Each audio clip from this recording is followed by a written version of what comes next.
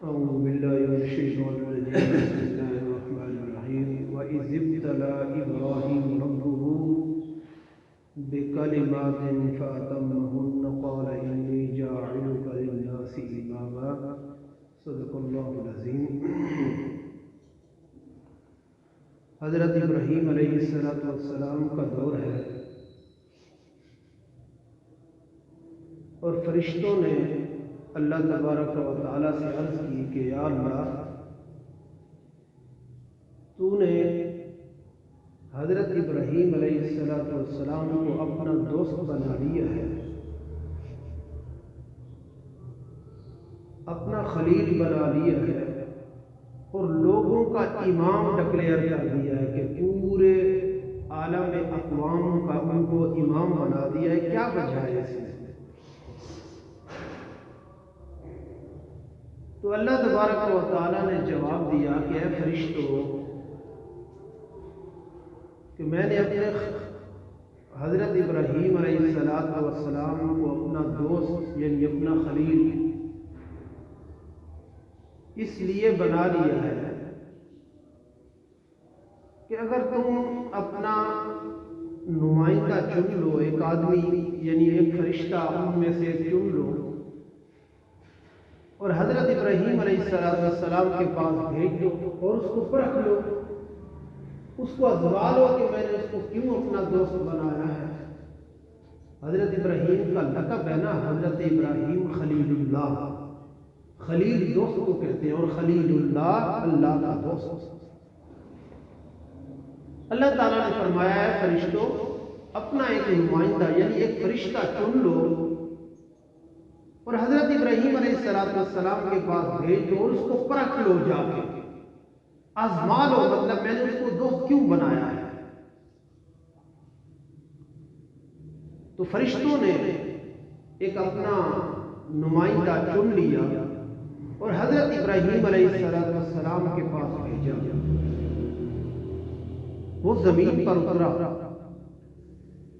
اور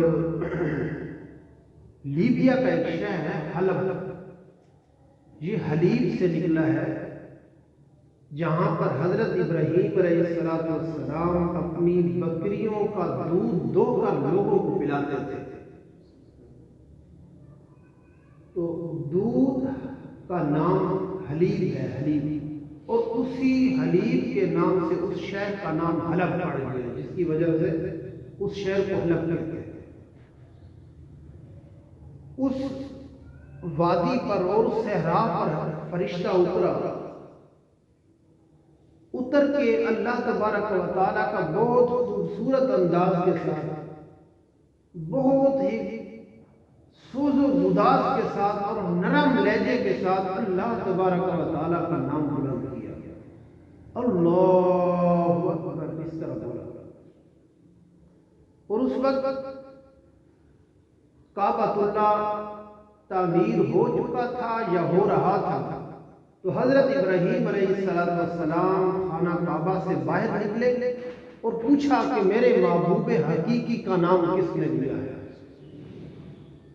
یہ جو ایک دو راتیں رہتی ہیں، میں آپ کو عشق حقیقی کی بات بتانے جا رہا ہوں، یعنی اللہ تبارک و تعالیٰ کا دل کے اندر عشق کیسا ہونا چاہیے۔ اب اس واقعے سے آپ نے سننا ہے کہ اللہ تبارک و تعالیٰ کے ساتھ دل کو کیسے لگانا ہے اور اپنے حضرت ابراہیم علیہ السلام نے کس طرح لگایا ہے، اور اس کے بعد اللہ تبارک و تعالیٰ کے ساتھ دوستی کا نتیجہ کیا نکلا۔ تو اس فرشتے نے حلب کے مقام پر، شہر میں کھلی وادی صحرا کے اندر کھڑے ہو کر اللہ تبارک و تعالیٰ کا نام بلند کیا، اللہ اکبر، بہت خوبصورت انداز کے ساتھ۔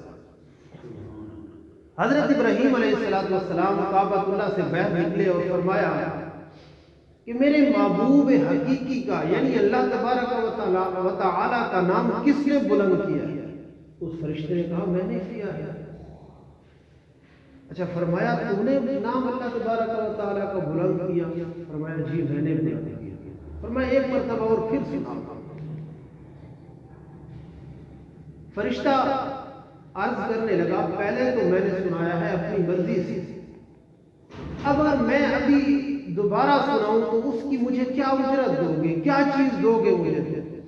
حضرت ابراہیم علیہ السلام کو ایک فرشتہ کہنے لگا کہ پہلے تو میں نے اللہ تبارک و تعالیٰ کا جو نام لیا ہے وہ اپنی مرضی سے لیا ہے، اب اگر تم ڈیمانڈ کر رہے ہو، مجھے فرمائش کر رہے ہو کہ اللہ تبارک و تعالیٰ کا نام ایک مرتبہ پھر سناؤ، تو مجھے کیا دو گے؟ تو حضرت ابراہیم علیہ السلام نے کہا کہ ایک جو میرا ریوڑ ہے بکریوں کا، اس میں سے آدھا تمہیں دے دے۔ پھر اس نے فرشتے نے اللہ تبارک و تعالیٰ کا نام بلند کیا، اللہ اکبر، بڑے خوبصورت انداز کے ساتھ حضرت ابراہیم علیہ السلام نے اس کو آدھا ریوڑ دے دیا۔ پھر فرشتہ جانے لگا اور حضرت ابراہیم علیہ السلام نے عرض کی ایک مرتبہ پھر تو سناتے جاؤ۔ یہ دیکھیں اللہ تبارک و تعالیٰ کے نام کے ساتھ کتنی محبت تھی حضرت ابراہیم علیہ السلام کو۔ تو اس نے کہا چلو ٹھیک ہے، اب کیا دو گے؟ حضرت ابراہیم علیہ السلام نے فرمایا جو آدھا ریوڑ بچ گیا وہ دو۔ اس نے پھر بلند کیا اللہ اکبر، بڑے خوبصورت انداز کے ساتھ۔ تو حضرت ابراہیم علیہ السلام کے پاس جو آدھا ریوڑ بچ گیا تھا وہ بھی دے دیا۔ پھر فرشتہ جانے لگا، آگے چلا، انسانی شکل میں آگے چلا، تو پھر حضرت ابراہیم علیہ السلام نے پیچھے جا کے پکڑ لیا، ایک مرتبہ پھر تو سنا۔ اس نے کہا ٹھیک ہے میں تو سنا دیتا ہوں، مگر تمہارے پاس بچہ کچھ بھی نہیں ہے، کیا دو گے؟ حضرت ابراہیم علیہ السلام کو عرض کی کہ اب کیا تمہارے پاس تو ریوڑ جتنا بھی تھا وہ سارا کا سارا پہلے آدھا دے دیا، اس کے بعد پھر آدھا دے دیا، اب کیا بچا تمہارے پاس؟